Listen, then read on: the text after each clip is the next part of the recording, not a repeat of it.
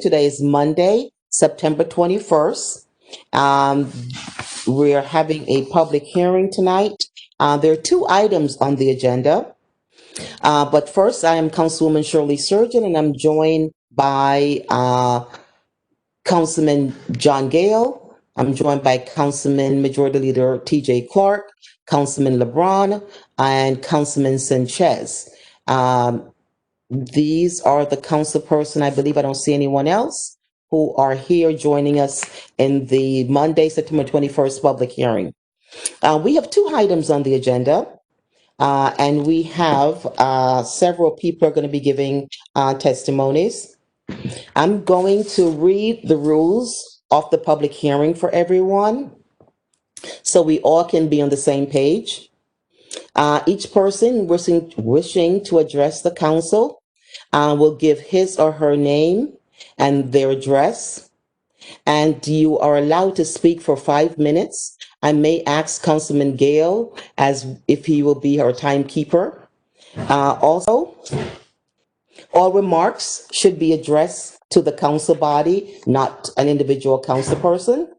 Any person making personal, impertinent, or slanderous remarks, or who become boisterous while addressing the council, shall forthwith be barred by the presiding officer for further council meeting, public hearings. During the public hearing, there shall be no debate by the council, although questions may be asked by council of the person making the presentation. We have two items on the agenda. The first item, I'm going to read both items, and because we are doing our public hearing virtual, I'm going to just go with the persons. When I call the person's name and allow them to speak, they can tell me if they are for or against either item 1 or item 2. Item 1 is a council resolution requesting to superimpose the name of Congressman John R. Lewis on Elm Street and Trinity Street to be displayed as Congressman John R. Lewis Way. The second item on the agenda is a resolution requesting that the basketball located at Elizabeth Park in Hartford be named Coach Jack Phelan Court in memory of Coach Jack Phelan legacy. Those are two items on the agenda.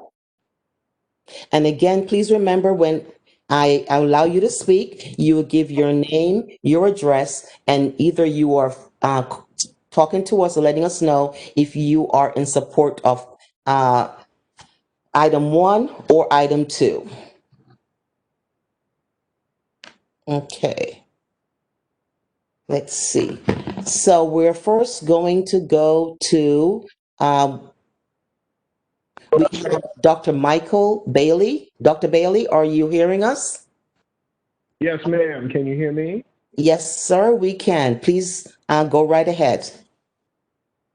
Dr. Michael David Bailey, 1151 Blue Hills Avenue, Bloomfield, Connecticut, 06002. And I am for agenda item number 1, the superimposing of the street.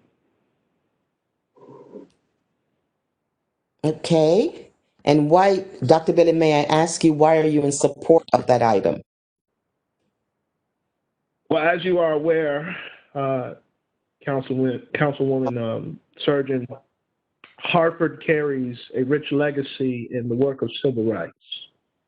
The city is arguably the foundation of the civil rights movement, and one of the nation's greatest civil rights icons, the late Reverend Dr. Martin Luther King Jr., spent time in the greater Hartford area as a teenager working in Simsbury in the tobacco field as a laborer and cafeteria worker while matriculating at Morehouse College in Atlanta, Georgia. And during his summers here, he spent a number of hours writing to his mother, especially about the cultural makeup of the city.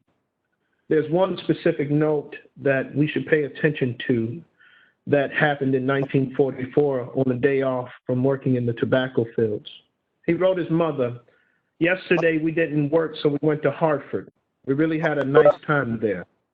I never thought that a person of my race could eat anywhere, but we ate in one of the finest restaurants in Hartford, and it was a bitter feeling going back to segregation. And these words, these very few words, actualized the movement that changed the United States of America as well as the world. And these words later impacted the life of Congressman John Robert Lewis. As you know, Lewis met King as a teenager as he admired this incredible vision of rights for all Americans, no matter the race, color, or creed. And he vowed that if anything were to happen to Dr. King, he would carry the mantle to reassure that this country will not rest on the laurels of inequality. He began his civil rights career as a boy in Alabama who vowed to break the stigma of go along just to get along, as it stole the dignity of Black Americans. And while sojourning, he became a student to nonviolent protests. And this caused him to become a leader in sit-ins at lunch counters and freedom rides to challenge the segregation of interstate bus terminals in the South. He served as chairman of the Student Nonviolent Coordinating Committee, also known as SNCC, and played a key role as the youngest speaker at the March on Washington in 1963, being a part of the Big Six, a group of civil rights organizational heads inclusive of Asa Philip Randolph, Martin Luther King Jr., Roy Wilkins, and Whitney Young. He also chose to join a national pan-Hellenic brotherhood, Phi Beta Sigma Fraternity Incorporated. And this organization reminded him daily of the principle, culture for service and service for humanity. One of his greatest displays of service and heroism was on March 7th, 1965, alongside Reverend Hosea Williams, who was another man of Sigma, leading a peaceful march across the Edmunds Pettus Bridge in Selma, Alabama, in support of voting rights, only to be confronted by local police, state troopers, and a deputized posse. They would be doused with tear gas, overrun by horses, and attacked with bullwhips and billy clubs, which caused this day to be known as Bloody Sunday. And this event was viewed by millions on television and would play a key role in the passing of the 1965 Voting Rights Act, signed into law by President Lyndon Baines Johnson. His experiences would later lead him to become a proclaimer of righteous and ethical politics.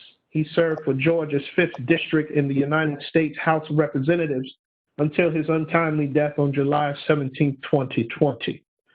Through this public office, he became known as the conscience of Congress and advised many presidents and world leaders. It was John Robert Lewis who continued to further the vision of Dr. Martin Luther King Jr., which sparked from his visit initially to Hartford, Connecticut. Therefore, this city has a major obligation to carry the names of those who advanced the vision and wasn't afraid of dying to keep it alive. Congressman Lewis was that man who risked his life so that the ideals of equality would be ascertainable for generations to come.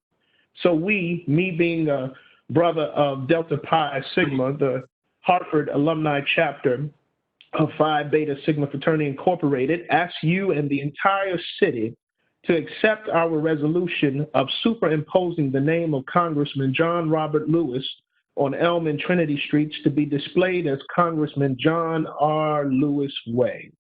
That's why I believe in this. So I would like to thank each of you for your leadership time and commitment to the city of Hartford. Thank you.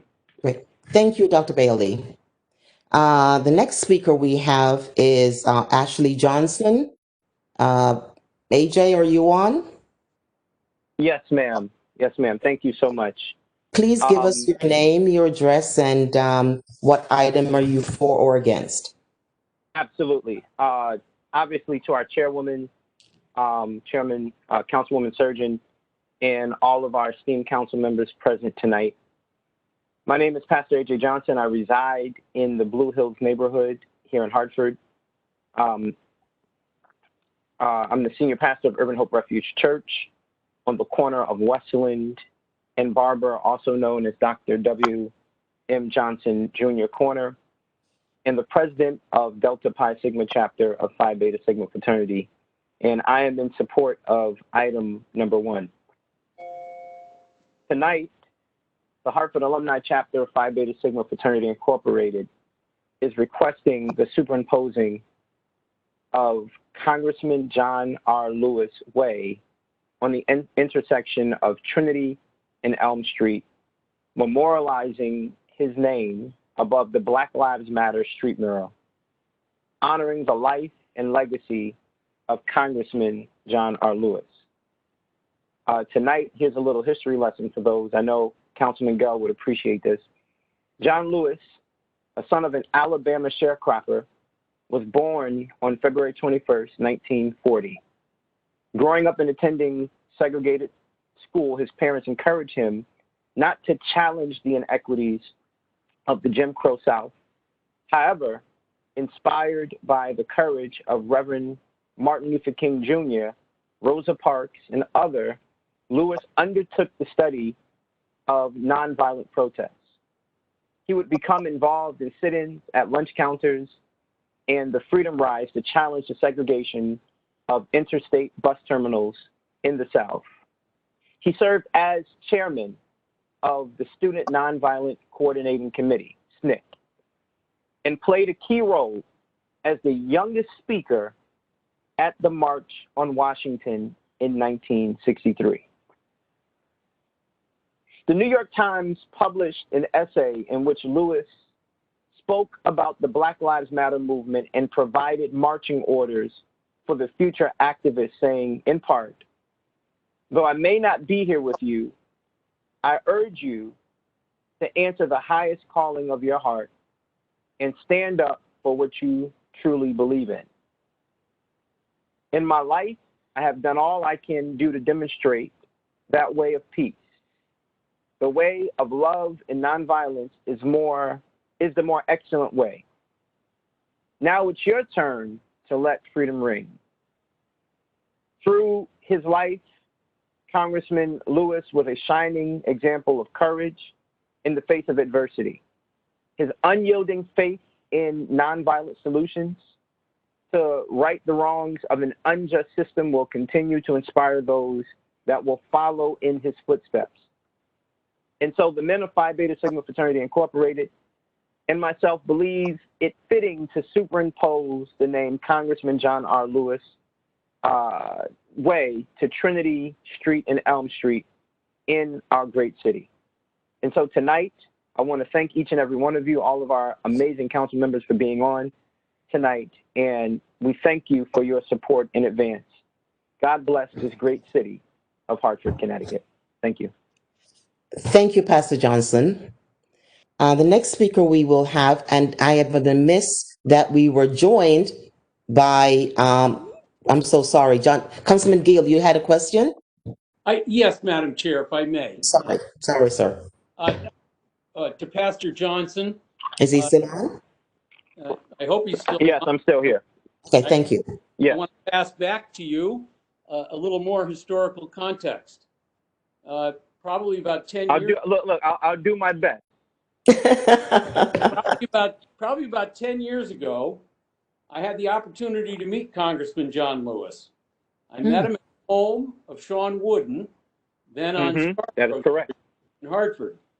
And at the time that I met Congressman Lewis, one of my neighbors, a gentleman who lived 3 doors away from me on Cone Street, a professor at Trinity College by the name of Jack Chatfield. Jack showed up at Sean's house that night and walked in singing one of the songs that he had sung back in the 1960s with John Lewis. And Lewis instantly recognized him because Jack Chatfield had been the field secretary for the Student Nonviolent Coordinating Committee.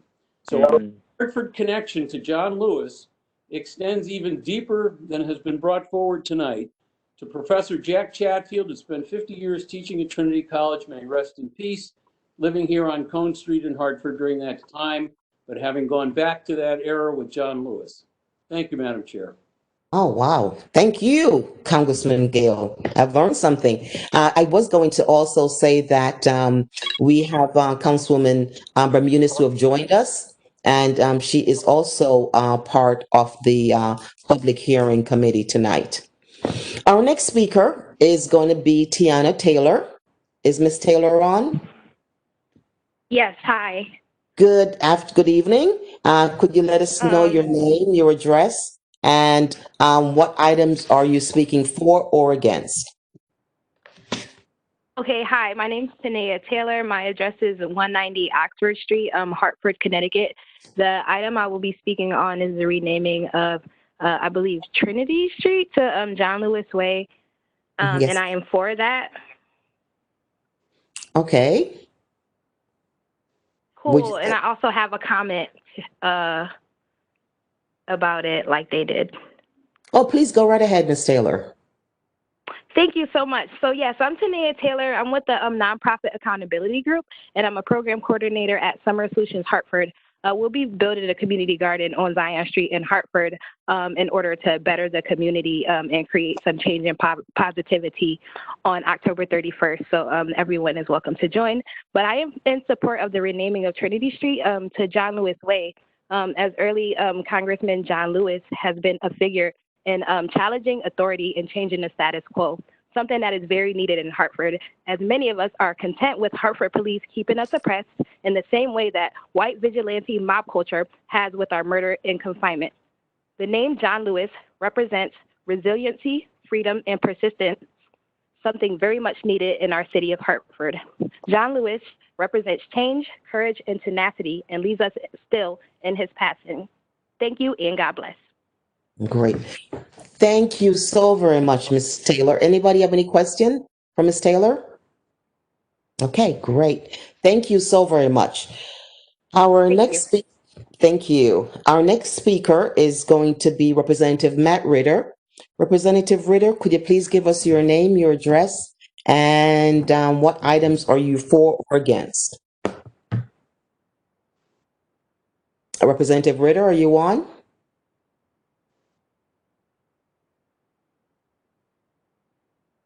Okay, so we'll come back and see if Representative Ritter has joined us. We have also a speaker, Eric Crawford. Yes. Eric, okay, Eric, tell us your name, your address, and what are you speaking on? For or against item one or two? Item two. First, I'd like to thank you, Councilwoman Sergi, and the rest of the City Council for the opportunity for the consideration of this matter. I'm Eric W. Crawford, 3521 Main Street, Hartford, Connecticut, 06120, and I'm in support of item number two, naming of Elizabeth Park basketball court after our beloved coach, Jack Phelan.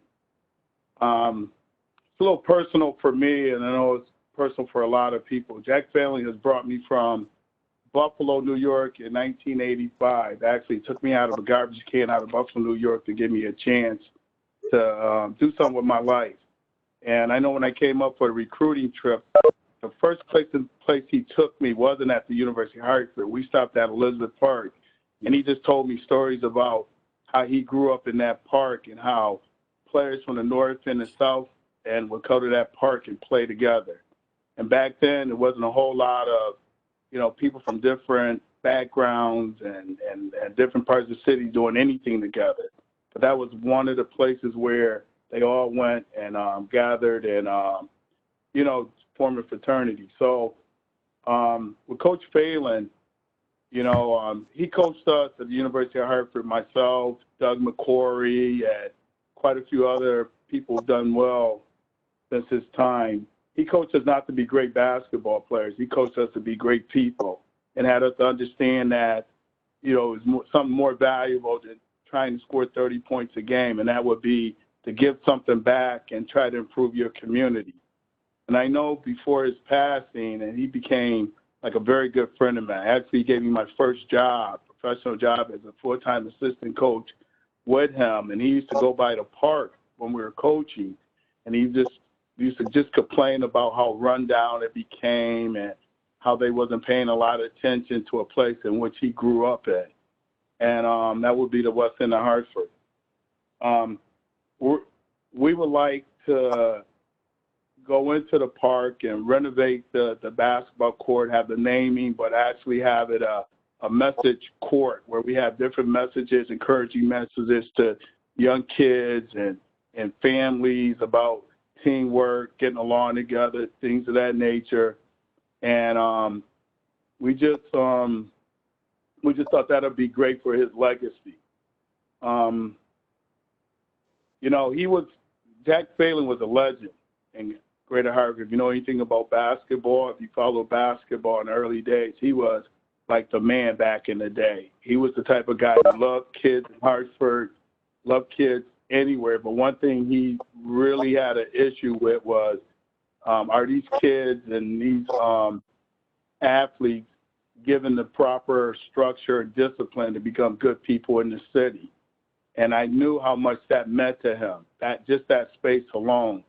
So myself and a few other people, we got together after he passed away and said, what can we do for his legacy? And one thing we wanted to do is go into the park and make it a very special place for the city. So I just hope that the council could support us in this endeavor. And I think it'll be something in which the city would be really proud of if we could get this accomplished. So I appreciate, your time and your effort in this matter. Great. Thank you, Mr. Crawford. The next speaker we have is Representative Matt Ritter. Is Representative Ritter? Yep. Hi, Shirley. It's Matt. I'm here. How are you, Councilwoman? Thank you very much, Representative Ritter. Please state your name, your address, and what items are you for or against item number 1 or item number 2? It's Matt Ritter. I reside at 169 North Beacon Street in Hartford. And Councilwoman, I'm not sure if I'm speaking in favor of item 1 or 2. So hopefully you can tell me which one is the Coach Phelan basketball court. Sure. Item number 2 is the Coach Jack Phelan court. I am here to speak in favor of item number 2, Councilwoman. Thank you. Please go ahead, sir. And thanks to all the council members. And I just heard the end of Eric's testimony and had the good pleasure of working with Eric and Senator McCrory on this and some others and the Phelan family. As Eric said, I wasn't good enough to play Division I basketball, maybe Division IV, but I did have the great pleasure of getting to know Coach Phelan by going to his summer basketball camps year over year at the University of Hartford, and can tell you that he had a booming voice and a presence and an impact on a lot of kids. And I know, as Eric said, he had an impact on him in that way as a college kid. He impacted a lot of young kids as well. And his camp, again, was a kind of a staple of the summer for a lot of us in Hartford. He had a lot of Hartford kids there. And I remember those times fondly. But also I know that Coach Phelan was a Hartford kid. He's probably one of the greatest athletes to ever come out of the city of Hartford. Beyond his basketball prowess, where he was drafted into the NBA, he was such a good athlete that the Pittsburgh Steelers invited him to try out for the football team, even though he had never played football in college. I think the last time he had played was high school. Wow. My father and my uncles got to know him very well, and it was that basketball court right there on Whitney Street, sort of abuts Whitney Street there at Elizabeth Park, that he sort of made his name. And that court has had a lot of great players over the years as well. I think of Jared Jordan, who's the last kid born in Hartford to be drafted in the NBA by the New York Knicks, who played at Marist. He got his start on that court.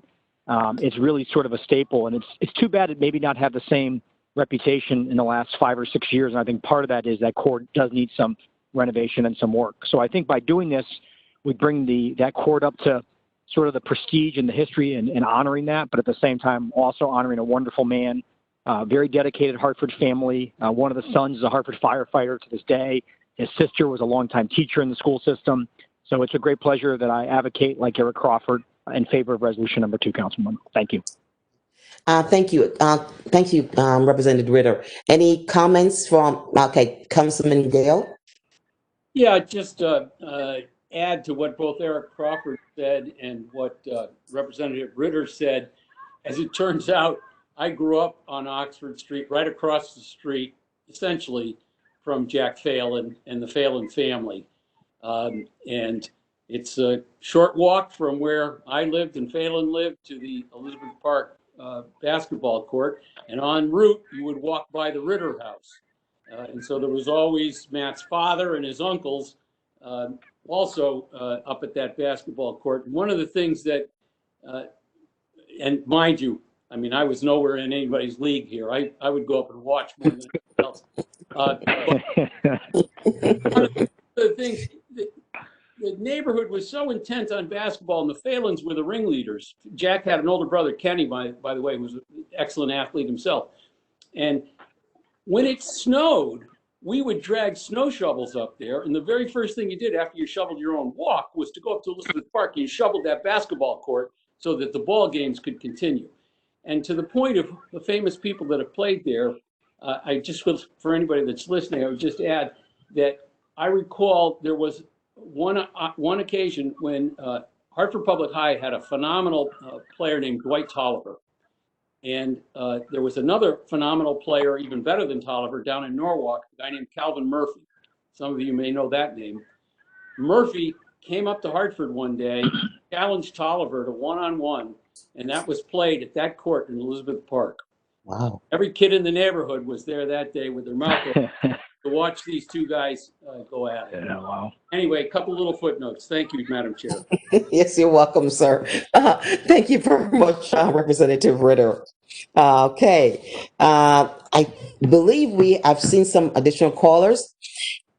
Is there anyone here speaking in favor of item 1 or 2? Is anyone else on the line speaking in favor for item 1 or item 2? Is there anyone else on the line who would like to speak in favor of item 1 or item 2? Hearing none. No, okay, no one. Okay. Is there anyone in speaking against item 1 or item 2? Is there anyone on the line who would like to speak against item 1 or item 2? Going 3 times, is there anyone on the line who would like to speak against item 1 or item 2? Hearing no one else is willing to speak on the items on the public hearing notice, I am going to call this public hearing to an end. If any council person have any concerns, issue, would like to speak to the public hearing? Seeing none, item number, I'm seeing this item. Hello, caller number, hello, caller? I thought I heard a caller number 10. No. Hello? No? All right. Well, then I will be calling this public hearing coming to an end since we have no additional speaker for or against item number 1 or item number 2. Thank you all council people for joining us tonight. Everyone in the committee, please stay well and stay safe.